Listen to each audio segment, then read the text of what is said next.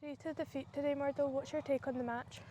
I thought we were well off it today, to be totally honest with you. For the start, I thought Auchinleck imposed themselves in the game much better than we did, and that went through the game.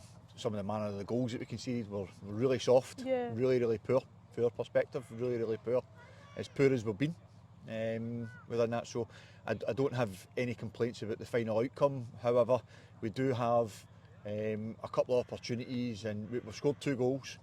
We've hit the post, and we probably should score for the rebound of it. But we don't give ourselves a chance. We don't give ourselves a chance by how we defended as a team. And I don't just mean the defenders, as a group.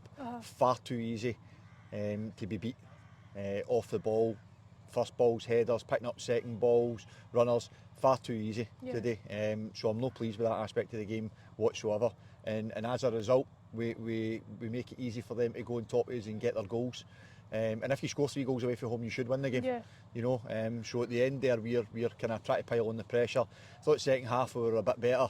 Our fullbacks were a bit higher and were causing them problems. But overall, I don't feel we've done enough to get into the game. Talking about being a bit better in the second half, was there anything said to the boys at half time? Aye, Catherine, they need to be far more competitive than they are. It was non-competitive for me, and I don't enjoy watching that, you know. And I'm not going to be too harsh because they've been magnificent for me. The boys have been magnificent. They've been absolutely brilliant. But the day was a real off day for them, and you know, we need to make sure we don't fall into that habit. I've been half, and particularly, and it's a big cup tie. You know, we can't have off days in big games like this. It's high-profile games. It's games towards the latter stages of competitions, and if we've got aspirations of doing well and winning things, then we need to make sure we turn up, and we need to make sure we put in performances individually and as a group. So that wasn't the other day, but I will emphasise again, the boys have been magnificent for me. They've been absolutely tremendous. Their efforts this year have been great, but on the business end of the season, we really need to make sure that we turn up, so we move on. Definitely.